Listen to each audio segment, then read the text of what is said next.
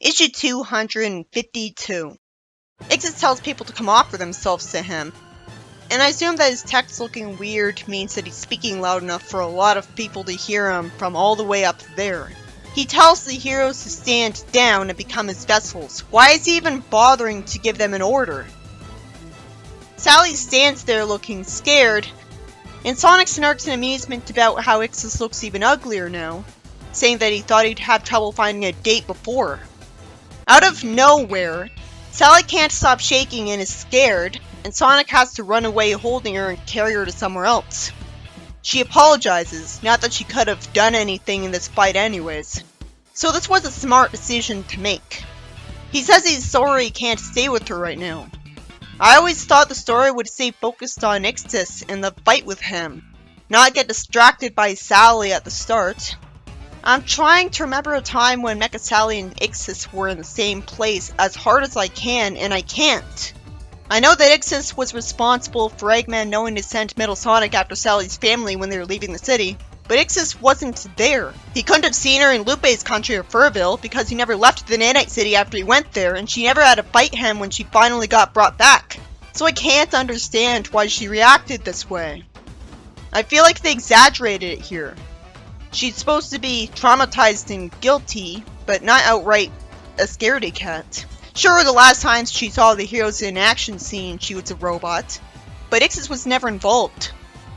Ixis is a giant all of a sudden, I guess expanding himself because the body is mostly water and he can control water, but that's still a bit confusing because it doesn't really have anything to do with the elements.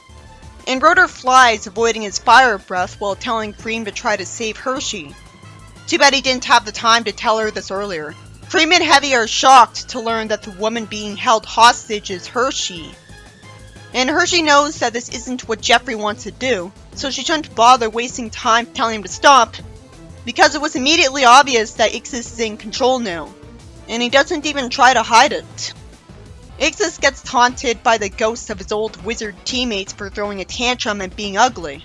The yellow wizard wonders why he hasn't just killed Hershey already, and fortunately explains it right away. Because it's Jeffrey fighting for control. The reason I was confused when the comic told us that he was fused with all the other wizards in the Order of Ixis to get the body as now, is that he's still got this yellow bat guy talking to him in his head. You would think that the yellow bat would be Ixis when he wasn't fused with the others yet, because he looks the most like him, so he went out. So if Ixis was never taunted by this ghost, I probably would have understood and accepted the idea that he became what he is by fusing with the others. Especially if they outright said that it explains his crab hand in lack of bat wings. I always assumed he just had a weird design for no reason because he's a villain, and that's just a part of him being ugly. But because this yellow guy exists as a separate consciousness from Ixis, and there's 3 wizards taunting him, even though there are just 3 wizards in the Order, I made fun of this idea and didn't take it seriously at all. Because as it stands now, where did Ixis' consciousness come from? So that's why I never came off like he was a combination, and instead I used to think he just killed the others on the way to the sun. So why is there no focus on the action scene? So far it's just been characters talking, and I've just been discussing what they were saying. Jeffrey lampshades that Ixis won't get any genuine followers after this. And Ixis calls him naive and says that kingdoms are ruled by absolute power. There's a boom sound. Elias notices near his father, and the guards run into the room wanting to mobilize the troops, because a monster has appeared on top of the castle. Why don't they know it's Ixis? I know he doesn't look just like him, but he's a magical creature who's talking like he's their king. Who else could it be? The guard notices Elias, and Elias tells the guard to keep watch over his father, and decides to run off. But the only chance he'd ever have at being useful in the fight instead of just getting hurt or killed is if he caught Ixis when he finally fell all the way to the ground at the end of the fight or something. And he'd have to hide the entire fight with a sword, because if he gets noticed, Sonic will have to carry him back to the castle to save him. So I hope that's his plan. For no reason, Harvey Who calls himself crazy. He also says that he never expected Ixis to possess Jeffrey's body. He should have, because he possessed the king earlier and he's working with Jeffrey. Silver realizes because of this that he had gotten Ixis mad by trying to warn Jeffrey, and the twin wolf girls waste time trying to keep him from leaving for no reason. Harvey wisely says that the time for espionage has passed. No duh. Ixis is blatantly being evil now, and everyone's gonna figure out it's him eventually, and Sonic's probably gonna beat him. So why would they consider continuing to hide from Ixis in the council? So Harvey tells the secret freedom fighters to go help out in the fight, with the Wolf Girls being in charge of long-range support, naturally. Because what else could they do without getting themselves hurt? They don't have special powers. I don't think this page needed to exist. We could have just seen these characters in the fight with Ixis and naturally assumed that they had a good reason to stop hiding because they were only hiding from Ixis. A part of the castle starts falling and Amy smashes it with her hammer, but a part of it hits Cream, making her fall. And Rotor has to go save her. Well, that's a shame. And Silver telekinetically catches Cream, and Big and Heavy apparently. Heavy's smart enough to wonder if Silver's with the Secret Service because he's wearing a new black outfit. So the black outfit does nothing but advertise that he's wearing a uniform with a team, when they could easily just have him not wear an outfit. It seems like there's no reason for why Cream isn't able to fly. She got hit in the head, not in the ear. Silver says she should be taken to the hospital. A character getting injured is good for telling you that the tension is real. Sonic hears someone saying not now and sees Larry, who's caught in a tree for no apparent reason. Why would the place he's at be sticky? He falls out of the tree, and I have to assume it's not too bad of a fall or he had rings, because he doesn't get injured from that. I guess Cream didn't have any rings, but he did. He says he got separated from his ride, and Sonic nicely helps him up, and he rides on Sonic when he runs ahead. But then Sonic trips because Larry's bad luck affected him, which I like because it makes sense and it barely ever happens to him. Shard asks Sonic if he needs a hand. I don't know why he would call him Faker when he's trying to get his trust though. And Sonic had better not be a jerk to him. The heroes notice a blue blur flying in the sky, making a yelling sound. Silver is floating around far away from Ixis, doing nothing to him. I have to assume it's because he thinks he couldn't handle it if he telekinetically broke Ixis' limbs. He's just putting people in danger because he's holding back. Larry ends up right in front of Ixis' face. I assume Shard had to throw Larry over to Ixis.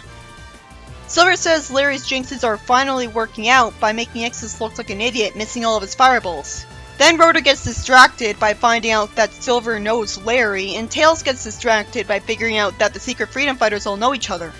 Good thing for Amy and Tails that Ixis yelled at them before firing a laser at them, because if he didn't, they wouldn't have dodged it in time. I suppose lasers make sense for a Master of the Elements because they'd come from the fire element and just be concentrated in a beam. But it's still something I associate with robots, not wizards, so it only makes sense because he's giant. Sonic is carried by Shard as he flies around, and he says that Shard survived getting melted by lava earlier. Oh yeah, in Archie Sonic Online this is the first time he's seen Shard again, because they rewrote Endangered Species. Shard tries to change the subject by saying Sonic cheated death too, and Shard wonders if Sonic would believe that Chuck was the one who fixed him. Sonic insults him for no reason. I hate the constant tension every time he's around the main heroes. You know what makes this a lot worse? Sonic and IDW treated Metal Sonic better than this. He was trying to get him to redeem himself, being nice to him. He said he was glad he didn't have him dismantled. I'd rather have him have faith in Shard and be a nice guy, because we're supposed to actually like him. But at least he wasn't as bad to him as I expected. Then they get threatened, and Shard says his engine got hit. Thankfully he's still alive and not too damaged. And Sonic wants Shard to shoot him at Ixis. Luckily, Shard gets worried that Sonic would end up hurt. Tails apologizes to Amy and admits that he shouldn't have let down his guard earlier. And Amy says that he's buying her a new dress after this is over. The idea of her finally wearing a new outfit excites me. It could be cool if she wore a green dress after this or something. It'd be lame if the comic just casually had her wear the same red dress after this as if it wasn't legal for her to change outfits. Because this would be the perfect excuse to make her wear something new. Again, Sonic the comic having her in different outfits all the time made her more human and relatable, so I respected her more. I can't really tell what happened in this panel. I just see an orange laser. Shard nicely greets Amy and Tails and makes me feel sorry for him again. I always hated that his character makes the heroes look like unlikable jerks whenever he's around them by being inexplicably slow to forgive him. Sonic ends up thrown into Ixis and realistically hurts from it. But what was with the red light near his blue blur? So he frees Hershey and says it's nice to see her. Sonic thanks Larry for buying him time, but he's wasting that time by talking to him. Sonic says he's not dragging this out, but he is. He finally tells Larry to grab Hershey and get out of here. Hershey looks like an idiot by saying that she's not leaving when Jeffrey's suffering like this. So it finally dawns on Sonic why Ixis looks dark colored now. So nobody was wondering why Jeffrey wasn't around? To be fair, Ixis never transformed when he was possessing someone before. Sonic gets pieces of the castle thrown at him while he's distracted by that revelation. Ixis taunts Sonic by saying Antoine sacrificed himself to help Ixis escape. I don't know why anyone would just call Antoine the commander. What was he the commander of? If anything, Sally was doing the commanding. Why would he be so formal as to call him a respectful title like the commander when he doesn't like him? Anyways, for absolutely no reason, Ixis tells Sonic that he warned Eggman that Elias had tried to escape the city. I never would have imagined that he'd say it like this though. Who says the word apprised? At least the context of when he said the confession makes it more believable than the other fan comic, because here, he's done trying to look nice, and looks evil in front of everyone.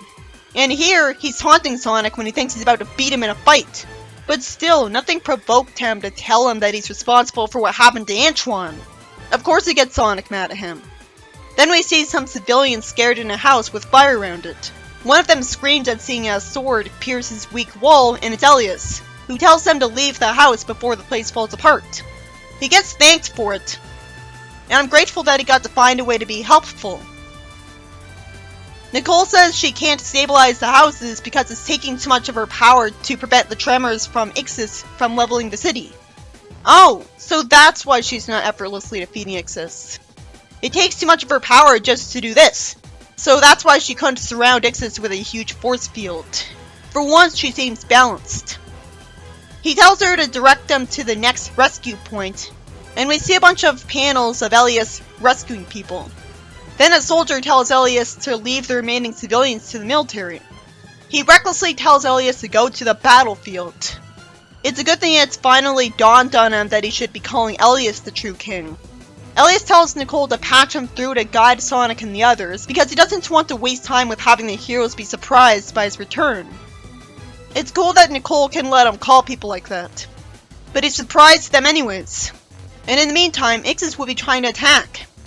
I just have to assume that Sonic's avoiding attacks while Elias blathers on pointlessly before apologizing for keeping his return a secret, and says he has a plan to defeat Ixis and needs everyone to be ready to follow his orders to the letter. The Wolf Girls are riding to their destination with balloons, with the writing reminding us that one of them is scared of heights. Elias says that they're in charge of suppressive fire to keep Ixis distracted. Tails says he's still keeping an eye on Shard. Can this melodrama end already? Seriously, we need the heroes to be nice to Shard fast. Because I got completely sick of this in the first scene it was in. This is why Fiona didn't return to their team. Because they'd act like this. And here it's for no reason at all. Hershey warns about Jeffrey because he's trapped in Ixis. And Elias apologizes to her and says that many more people will die if they don't have the Sword of Light expel Ixis' evil magic from Jeffrey's body. Elias smartly says that he won't kill Jeffrey, which is smart because it means it's less likely that people will refuse to humor him in his plan. And in his thoughts, he reveals that he has no idea how to separate their bodies non-lethally. I doubt they'll actually kill Jeffrey off because it's a kids' franchise, so they would assume the audience wouldn't accept that. But I can understand why the writer would want to. Silver gets told to give Elias some platforms, and Shard tries to distract Ixis as well. Elias gets floated on a telekinetic boulder and says that this is their only chance to take him out. Then Elias says no for no apparent reason, and Sonic stupidly hits him. Oh, he actually takes the sword himself and spins around with it. I was gonna say that it was just like him to refuse to let someone kill someone, because if it wasn't like him, he wouldn't have saved Robotnik's life a ton of times. But it makes sense of him to go after him at this point. Out of nowhere we see Antoine, but his image is faded. And I hope that means he's there metaphorically, because otherwise this wouldn't make any sense. Did it really need to be drawn like that just because Antoine was on his thoughts? I already knew Sonic was motivated by Antoine. I can't believe the story ended on a cliffhanger. And they chose the worst possible place to end it. Just when I wanted to see what happened next more than any other part of the story. I always assumed the fight would be resolved in one issue. Maybe if they got rid of some of the padding, like Sally freaking out, and Harvey telling his agents to go fight, and Ixis being taunted by the people in his head, we could have seen the fight end. Having it be cut off by a cliffhanger is just anticlimactic and disappointing, taking me out of the experience for years when it looked like it was just about to end. I don't feel like it's fulfilling as a story, like it was supposed to be. I feel like I should have waited years to read this issue then, because I'd be fine with the cliffhanger if I could immediately see the next issue. There's nothing this comic needs more desperately than faster pacing. I wasn't as motivated to release a video of this issue right away because of this cliffhanger. This story was meant to be about the freedom fighters fighting Ixis, but it was mostly focused on dialogue that you'd expect the characters to say anyways. Well, Ixis only did a few attacks, and I barely remember the heroes getting any hits in. It was only a third as focused on an exciting action scene as I assumed it'd be. At least I got to see a general idea of what the fight with Ixis was supposed to be like. Go figure, he controls Earth in the form of castle pieces, and fire by sending out fireballs. And it was a creative effort to have him fire a laser too. Cream being injured gave the fight some genuine tension. Years from now, after the cliffhanger is no longer a problem keeping me from seeing the whole plot, I'll look back on this as a pretty decent story. If it didn't have so much padding, it would have been a great one. But I hated how Shard was treated like he's untrustworthy. It's the most memorable thing about the story after the fact to me. That it makes me mad at Sonic and his friends for mistreating him, even though Tails wanted to save him from that volcano, and Sonic said he had gotten a soul. But I feel a little better about it remembering that it's supposed to be a replacement for when they met Shard in the Endangered Species issue by Flynn. This is a much better way for them to reunite with him because here they're not all trying to attack him right away. Maybe he was doing the final blow. I felt like it ended halfway into the fight because we didn't see it land.